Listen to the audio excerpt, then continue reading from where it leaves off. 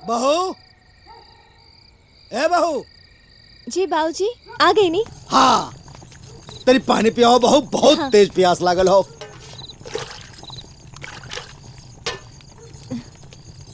ले बाबूजी। बहू, एगो बढ़िया कड़क अदरक और इलायची वाली चाय पिला दो। अदरक वाला चाय ही बनात रहनी, एमे इलायची भी डाल देता नहीं। हाँ। अच्छा बहू, कैसे लागल हमार बहादुरी? सुपर बाबूजी सुपर। अब लागल की रवाई घर के राजा ना महाराजा है। और हाँ, महाराजा के हमेशा कड़क ही रह के चाहिए। है बहू, जिंदगी हमार नरक हो गल रहे।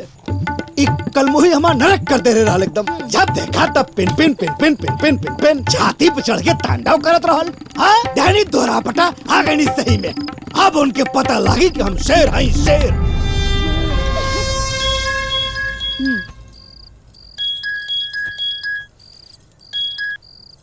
हाँ दीदी प्रणाम। खुश रह खुश रह। ए पुन्नी। हाँ दीदी। ई हम का सुना तनी रे कि बाबूजी माई के घर से निकाल देले पड़े। का? ना दीदी, हमरा के तो कुछ नहीं के पता। अच्छा रुक रुक, प्रमोदवा के लाइन पे ले दे तनी लगाओ पूछ। दीदी। दीदिया के फोन। हेलो। हेलो। हाँ दीदी प्रणाम। खुश रहा। ए बाबू, ई हम का सुना तनी रे? का सुनते रहो? ई है कि बाबूजी माई के घर से निकाल देलन। अरे का बताइयो, खाली घरे से निकालिए ना दिले, बल्कि मामा कहाँ ले जाके छोड़ के आयल बड़े। रे आज ले ऐसा ना भरला, फिर ये कैसे हो गए? का बताई तारा से, हमरा सही में कुछ समझ में नहीं क्या बात, कुछ नहीं के बुझात क्या आखिर का हो रहल बा। अच्छा, उनका रहता ना हिम्मत रे कि हमर माई के घर से निकाल देलन। हैं? ए प्रमोद, बाबूजी के फोन दे तनी बात करी हम। हाँ दे तनी जल्दी दे, बहुत अति कइले पड़ा। दे दे। बताओ इनसे। केकर फोन हो? दीदी सन के। हेलो। हाँ बाबूनी। बाबूजी, तार हिम्मत कैसे भइल हमरा माई के घर से निकाल के? हां, तू अपने आप के समझत का बड़ा हो? हैं? तू माई के घर से निकाल देबा और हमरे के साथ रहे सन? अरे बाबूनी बात तो। चुप, एकदम चुप रहो। हमनी के छोड़ब ना तोहरा के। आ रहल बानी जा तोहर इलाज करे। बाबूजी, हमनी के आ रहल बानी से तेरा के सबक सिखावे, तहार बैंड बजावे खातिर। तू जान धर। बैंड बजेबे? आए, हेलो हेलो। ए बेटा, उन्हें कहा था कि बैंड बजावे आवत हैं। बैंड न बजी हसन त आरती उतरी हसन। देखा तू जौन कैले बड़ा नु ठीक नहीं खकीले। अब तू जाना आए काम जाने, बड़का बेल बड़े घर से निकाले वाला। दुल्हन आप का हुई? कहा तानी कुल की आवत तानी बैंड बजावे।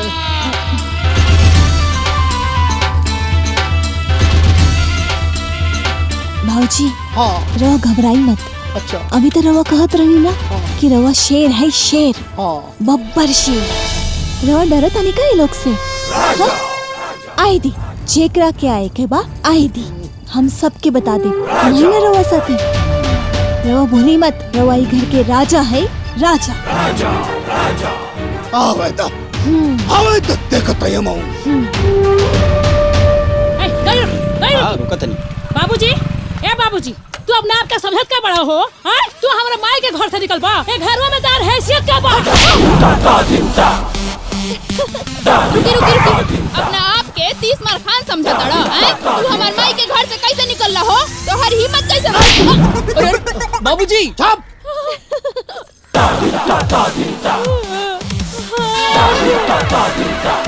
ए बहुत तेरी लाठी लाओ, लाठी लाओ। लाओ लाओ। तो लोग हवा कहाँ के? हवा हवा तो लोग स्वागत करी। स्वागत कहाँ है? हवा हवा तो लोग हवा निकम्मा है हम। लाठी से मारत तो हम लोगन के। बाबूजी। बोल। ई जौन तू तमाशा के लिए बड़ा नु हमरा तनिको पसंद नहीं आवत। जान लिया कि अगर ऐसा चलत रही तो हम घर छोड़ के चल जाई। अच्छा, घर छोड़ देबे? तोर दिमाग सही है? घर छोड़ जाइबे? यहाँ यहाँ।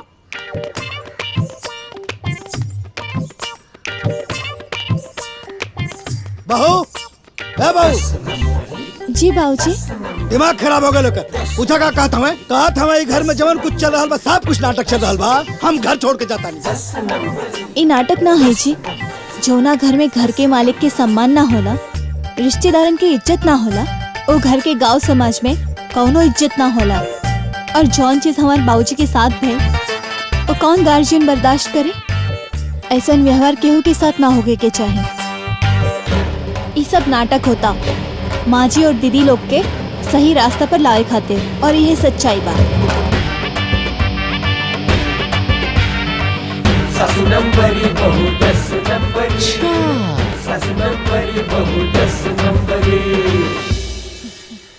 बतावा अब दीदी के जिंदगी कैसे पार लागी? अब जब किस्मत में यह लिखल बा कि बुढ़ापा में मरद छोड़ दी तो केहू का करी? हाँ तो बात सही कहा तारू। अब दुख तो दीदीए के झेले के पड़ी। अब एकरा अलावा रास्ता भी का बा?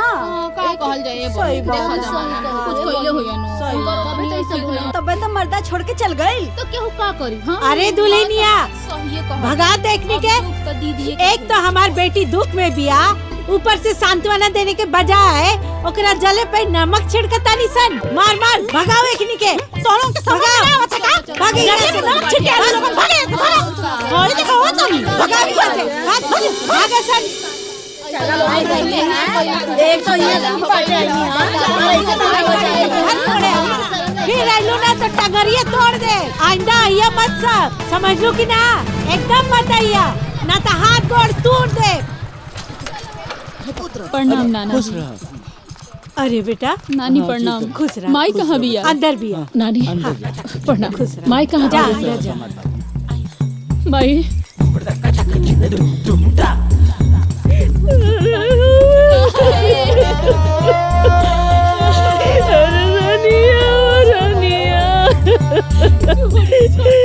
चुप हो जा माई, सोनी हो जा शर्म हो गल माई, चुप हो जा। रनिया तो हाथी के बाबू पर ले चुप ना रे, चुप हो जा। कवन मुंह लेके चुप हो जा माई। माई गीता पे हाथ रख के कसम खाइए, जो कहेंगी सच कहेंगी, सच के सिवा कुछ नहीं कहेंगी। मैं जो कुछ भी कहूंगी सच कहूंगी, सच के सिवा कुछ नहीं कहूंगी। मधु जी, आप पे बहुत सारे इल्जाम लगाए जा रहे हैं, सच्चाई क्या है आप बताइए। जज साहिबा, ये झूठ बोल रहे हैं, मैंने कुछ नहीं किया है। मुझ पे झूठा इल्जाम लगाया जा रहा है। मैं सच कह रही हूँ, इन्होंने खुद अपने आप को मारा है। मैं तो इन्हें अपनी माँ जैसे मानती हूँ और नंदो को अपनी बड़ी बहन। ऑब्जेक्शन मिलॉर्ड, ये सरासर झूठ बोल रही हैं। ये सच बोल रही है। अगर ये सच बोल रही हैं योर ऑनर, तो क्या मेरे काबिल दोस्त के पास इस बात का कोई सबूत है? मधु जी अपने आप में खुद एक सबूत है। योर ऑनर, हर गुनाहगार अपने आप को बेगुनाह ही बताता है। नहीं जज साहिबा, मैं सच कह रही हूँ, मेरा यकीन करिए, मैं झूठ नहीं बोल रही। योर ऑनर, मैं मधु जी से कुछ सवाल पूछने के लिए आपसे इजाजत चाहता हूँ। इजाजत है। Thank you milord. मधु जी, सबसे पहले मैं आपको बता दूं कि कोर्ट भावनाओं के आधार पर नहीं चलता। कोर्ट को अपना फैसला लेने के लिए सबूत और गवाहों की जरूरत पड़ती है। तो क्या आपके पास कोई गवाह है?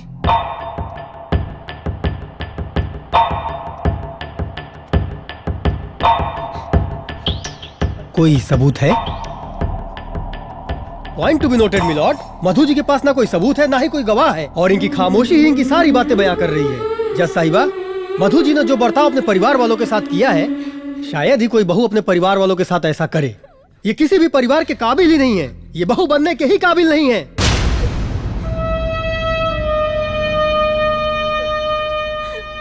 तो मैं अदालत से दोबारा दरख्वास्त करूंगा कि बिना अदालत का वक्त जाया करते हुए मधु जी को ये हुक्म दे कि तलाकनामे पर ये जल्द से जल्द हस्ताक्षर करें। ठीक है, आप बैठ जाइए। जी।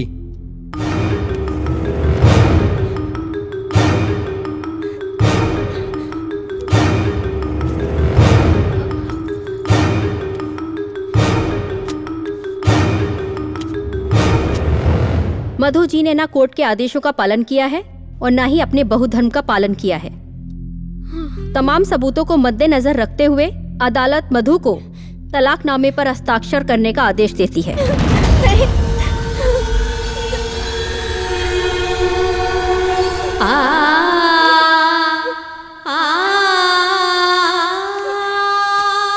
जज साहिबा, मैं कुछ कहना चाहती हूँ। इजाजत है।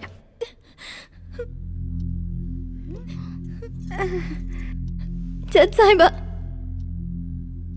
मैं एक शादीशुदा भारतीय नारी हूँ।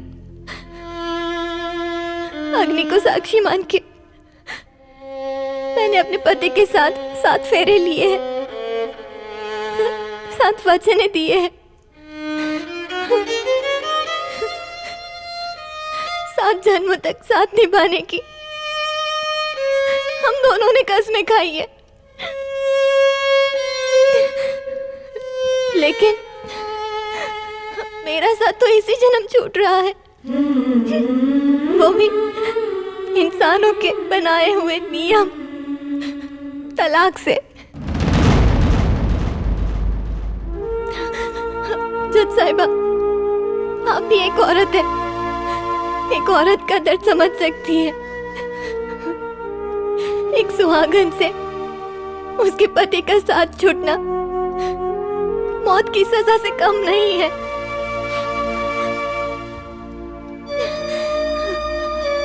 आप तो मौत की सजा देने वाले से उनकी आखिरी इच्छा पूछती है ना? क्या मुझसे मेरी इच्छा नहीं पूछी जाएगी?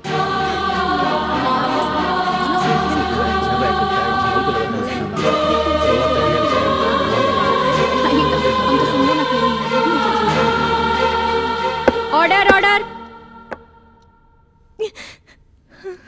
आपकी आखिरी इच्छा क्या है?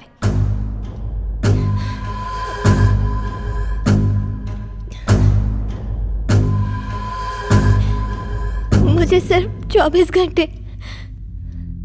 यानी कि एक दिन की सास बनने की सहमति दी जाए।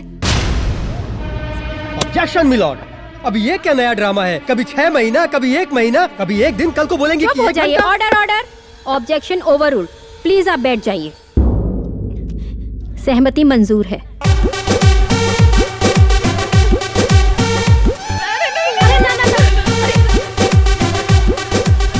अरे जज मैडम, वही तो हमनी के जिंदा बनी जा। एक दिन का मौका मिली ना तो मार दे हमनी के। Order order. कोर्ट आपके परिवार की सुरक्षा के लिए पुलिस प्रशासन से पुलिस सुरक्षा मुहैया कराने का आदेश देती है, जो आप दोनों पर नजर रखेगी।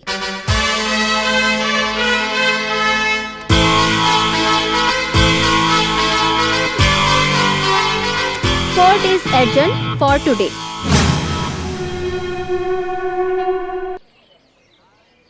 कभी आर कभी पार लगती रे नजर। ए रसमा। हाँ माई, ई कोट ओकरा के एक दिन का सास का बना देलस। उ तो अपना के महारानी बुझत हो की रे। वैसे एक दिन खत्म होए में समय कितना लगेला? अरे सूरज निकलल, दिन, सूरज डूबल, रात, दिन खत्म। कभी आर कभी पार लगती रे नजर।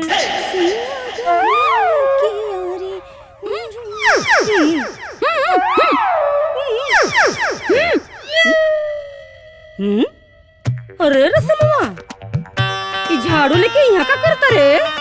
माई, वो एक दिन के सास बाड़ी नु, उनकर सेनापति ह। ई हमनी से झाड़ू लगवावे खातिर आइल बा। होई, एकर इतनी हिम्मत कि हमारा से झाड़ू लगवाई रे। चल